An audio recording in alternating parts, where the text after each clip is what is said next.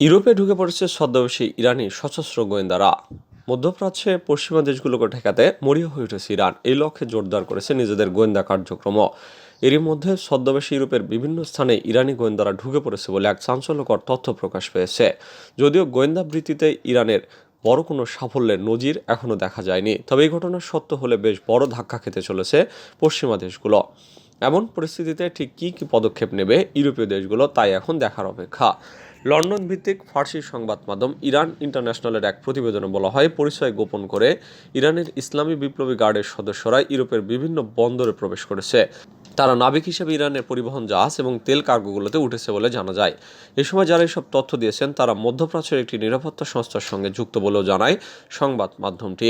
সূত্র জানায়, আইআরজিসির এসব গোয়েন্দা নিজেদের পরিচয় প্রকাশ না করেই অস্ত্র নিয়ে রোমানিয়া, স্পেন, ইতালি এবং বেলজিয়ামের বন্দরে প্রবেশ করেছে। নিষেধাজ্ঞা উপেক্ষা করে ইউরোপে গুপ্তচর বৃত্তি এবং বিভিন্ন তথ্য সংগ্রহ করতে তারা এই সব দেশে প্রবেশ করেছে বলে জানা যায়। এর আগে বিভিন্ন সময় ইউরোপীয় ইউনিয়ন ইরানের এই এলিট বাহিনীর বিভিন্ন পর্যায়ের কর্মকর্তাদের বিরুদ্ধে নিষেধাজ্ঞা আরোপ করেছিল।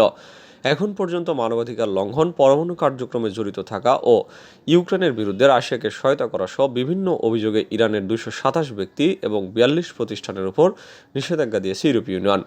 চলতি বছরের মে মাসে রুশ বাহিনী ও মধ্যপ্রাচ্যের বিভিন্ন সশস্ত্র গোষ্ঠীকে ইরানের তৈরি ক্ষেপণাস্ত্র এবং ড্রোন সরবরাহ, বিক্রয় বা স্থানান্তরের সঙ্গে জড়িত ব্যক্তি এবং সংস্থাগুলোর উপর নতুন নিষেধাজ্ঞা আরোপ করেছে। সাধারণত বাণিজ্যিক জাহাজগুলোতে সশস্ত্র রক্ষী বাহিনী মোতায়েন করা আন্তর্জাতিক সমুদ্র আইনের পরিপন্থী। এমনটা হলে তাদের কী ধরনের অস্ত্র দেওয়া হয়েছে তা সংশ্লিষ্ট বন্দর কর্তৃপক্ষকে আগেই জানাতে হয়। সাধারণত ইউরোপীয় বন্দরগুলোতে সশস্ত্র রক্ষী অনুমোদন দেওয়া হয় না। ইরান ইন্টারন্যাশনালের এমন প্রতিবেদনের জবাবে আন্তর্জাতিক সমুদ্র চলাচল সংস্থা তথা আইএমও জানায়, জাহাজের পতাকাবাহী দেশ তাদের জাহাজের নিরাপত্তা সংক্রান্ত বিধান নির্ধারণ করবে, এমনকি সেখানে যদি সশস্ত্র রক্ষী প্রয়োজন হয় তা তারাই জানাবে।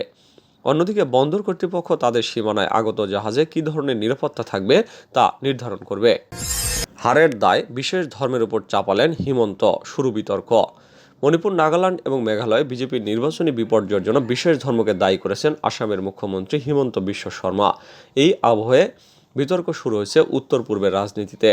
কংগ্রেস সাংসদ গৌরব গগৈ বৃহস্পতিবার এই ইস্যুতে তোপ দেখেছেন হিমন্তকে। একদা সহকর্মীকে খোঁচা দিয়ে গৌরব বলেন, হারের দায় স্বীকার করার মতো পরিপক্কতা নেই আসামের মুখ্যমন্ত্রীর। এরই পাশাপাশি মণিপুর, নাগাল্যান্ড এবং মেঘালয়ের মুখ্যমন্ত্রীদের কাছে গৌরবের আবেদন, তারা যেন হিমন্তের মন্তব্যের নিন্দা করেন। উল্লেখ্য, 3 রাজ্যে বিজেপি বা এনডিএর জোট শরিকরা সরকারে আছে। প্রসঙ্গত, মণিপুর, নাগাল্যান্ড এবং মেঘালয় বিজেপির বাজে ফলাফলের বিষয়ে প্রশ্ন করা হলে হিমন্ত বলেছিলেন, ওই রাজ্যগুলিতে একটি বিশেষ ধর্ম প্রকাশ্যে আমাদের সরকারের বিরুদ্ধে গিয়েছিল এবং সেই রাজ্যগুলিতে সেই বিশেষ ধর্মের বহু মানুষ রয়েছে। সুতরাং এটি একটি পার্থক্য তৈরি করেছে। এটা কোনো রাজনৈতিক পরাজয় নয়, কারণ ধর্ম নিয়ে কেউ যুদ্ধ করতে পারে না। ধরুন, কাল যদি সমস্ত শঙ্করাচার্য বসে বলেন যে হিমন্তকে হারতে হবে, তবে আমি কিভাবে 4 জন শঙ্করাচার্যের সঙ্গে লড়াই করব? তারা সাধারণত রাজনীতিতে হস্তক্ষেপ করেন না, কিন্তু এবার যে কারণেই হোক না কেন ওরা আসামের রাজনীতিতেও হস্তক্ষেপ করেছে। এখানে আমরা ওই বিশেষ ধর্মের ভোট পাইনি। হিমন্তের এমন মন্তব্যের নিন্দা করে গৌরব সোশ্যাল মিডিয়া একটি পোস্ট করে লেখেন, আসামের মুখ্যমন্ত্রী হিমন্ত বিশ্ব শর্মার দায়িত্ব জ্ঞানহীন ও বেপরোয়া বক্তব্যের নিন্দা করছে। নাগাল্যান্ড জাতিসংঘের কালো তালিকায় ইসরায়েলি সেনাবাহিনী। ফিলিস্তিনের গাজায় শিশুদের উপর হামলার কারণে ইসরায়েলি সেনাবাহিনীকে কালো তালিকাভুক্ত করেছে জাতিসংঘ। গাজায় ইহুদিবাদী সেনাদের হামলায় হাজার হাজার শিশু নিহত হওয়ার প্রেক্ষাপটে এই সিদ্ধান্ত নিল বিশ্ব সংস্থাটি। কালো তালিকায় ইসরায়েলের অবস্থানের বিষয়টি নিশ্চিত করেছেন জাতিসংঘে নিযুক্ত ইসরায়েলের রাষ্ট্রদূত গিলাদ এরদান। তিনি সামাজিক যোগাযোগ মাধ্যম এক্সে বলেছেন, তিনি প্রজ্ঞাপন পেয়েছেন এবং এই পদক্ষেপে ক্ষুব্ধ। তিনি বলেন, এটি একটি লজ্জাজনক সিদ্ধান্ত। আমাদের সেনাবাহিনী হলো বিশ্বের সবচেয়ে নৈতিকতা সম্পন্ন বাহিনী। মাত্র এক ব্যক্তি আমাদের বাহিনীকে কালো তালিকাভুক্ত করেছেন। তিনি হলেন জাতিসংঘের মহাসচিব। তিনি সন্ত্রাসবাদকে উৎসাহিত করছেন। তিনি ইসরায়েলের প্রতি ঘৃণায় পরিচালিত। জাতিসংঘের মহাসচিবের মুখপাত্র স্টিফেন ডুজারিক এক সংবাদ সম্মেলনে বলেন, জাতিসংঘের এক কর্মকর্তা ইসরায়েলি রাষ্ট্রদূতের সঙ্গে কথা বলে জাতিসংঘের বার্ষিক চিলড্রেন ইন আর্মড কনফ্লিক্ট প্রতিবেদনে ইসরায়েলের তালিকাভুক্তির বিষয়টি জানান। প্রতিবেদনটি আগামী 14 জুন জাতিসংঘের নিরাপত্তা পরিষদে উত্থাপন করা হবে। তিনি বলেন, তথ্যটি জানাতেই কাজের অংশ হিসাবে তাদের একজন কর্মকর্তা গিলাদকে ফোন করেন। অথচ গিলাদ ওই ফোন কলের কথোপকথনের ভিডিও করেন এবং অংশবিশেষ এক্সে প্রকাশ করেন। ডুজারিক বলেন, ইসরায়েলের রাষ্ট্রদূত যা করেছেন দুঃখজনক এবং অগ্রহণযোগ্য। এ ধরনের কিছু আমি আমার 24 বছরের এই সংগঠনের সাথে দায়িত্ব পালনকালে দেখিনি।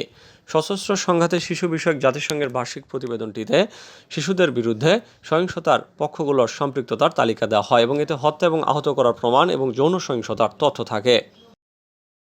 মোদির জোটে এমপিদের মধ্যে হিন্দু ছাড়া কেউ নেই। নরেন্দ্র মোদীর দল বিজেপিতে, এমনকি তাদের জোট এনডিএতেও হিন্দু ছাড়া অন্য কোনো ধর্মের কোনো সংসদ সদস্য নেই। এমনটাই উঠে এসেছে ভারতীয় গণমাধ্যম হিন্দুস্তান টাইমসের খবরে। খবরটি নিয়ে বেশ চাঞ্চল্য ছড়িয়েছে রাজনৈতিক মহলে। বহু ধর্ম বর্ণ জাতির দেশ ভারতের নেতৃত্ব যে জোটের হাতে থাকবে, তাদের এরকম একমাত্রিক সংসদ মিশ্রণ নেই প্রশ্ন উঠছে। 293 জন এনডিএতে সংখ্যালঘুদের কোনো প্রতিনিধি না থাকায় জম্মু ও কাশ্মীরের সাবেক মুখ্যমন্ত্রী ওমর আবদুল্লাহ তীব্র সমালোচনা করেছেন। উল্লেখ্য, এনডিএর সঙ্গীরা আনুষ্ঠানিকভাবে নরেন্দ্র মোদীকে তৃতীয়বারের জন্য প্রধানমন্ত্রী পদের জন্য বেছে নিয়েছে। রোববার সন্ধ্যায় শপথ নেবেন প্রধানমন্ত্রী এবং তার মন্ত্রিসভার সদস্যরা। এবার নির্বাচনে হেরে যাওয়া ওমর আবদুল্লাহ বলেন, শুধু বিজেপি নয়, এনডিএ মুসলিম, খ্রিস্টান, বৌদ্ধ, শিখ মুক্ত। তা সত্ত্বেও সরকার 140 কোটি ভারতীয়র প্রতিনিধিত্ব করার দাবি করবে। 143 সদস্যের লোকসভা এনডিএ শেষ পর্যন্ত 293টি আসনে জয়লাভ করে, যা 272 আসনের সংখ্যাগরিষ্ঠতার চেয়ে কিছুটা বেশি। বিজেপি পেয়েছে 240টি আসন, কংগ্রেস পেয়েছে 99টি আসন। একজন স্বতন্ত্র সংসদও কংগ্রেসে যোগ দিয়েছেন। ইন্ডিয়া দলগুলোর মধ্যে কোনো মুসলিম সংসদ না থাকলেও ইন্ডিয়া জোটে 7.9% মুসলিম সাংসদ রয়েছেন।